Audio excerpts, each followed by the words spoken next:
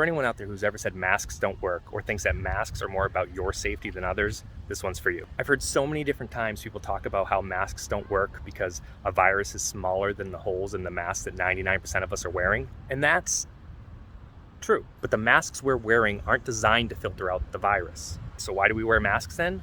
Well, first, it's important to understand how a virus gets airborne. It's not like every single time you breathe out 1,000 little COVID particles unfurl their wings like a bunch of bats at the entrance to a tunnel. No. When we breathe out, we're actually sending out tons of little microscopic droplets of water from the moisture in our airways. That's why when you breathe out in winter, you get that little cloud of breath. That's warm air droplets that are condensing and creating a mist. And the way that COVID becomes airborne is by tagging along on these little microscopic moisture particles, which can then float along and either be inhaled or land on other areas of transmission, such as eyes. Okay, so what does any of this have to do with masks? Well, masks have been proven to greatly reduce the amount of moisture particles that become airborne when we breathe out. And when we stop these droplets from floating off into the environment, the teeny tiny virus gets stopped with it. Take this water balloon, for example. Consider this balloon to be a droplet of moisture that we exhale. And inside this droplet is a tiny virus just waiting to be aerosolized. If I were to take this balloon and throw it at my dear friend Sophina over there, the droplet would explode and the virus would have a chance to spread. But what if she was wearing a mask? Some sort of shield that could prevent the droplet from getting through.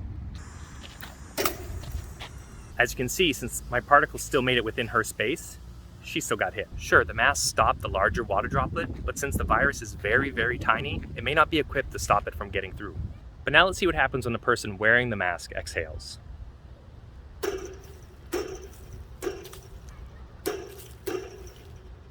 Not even close.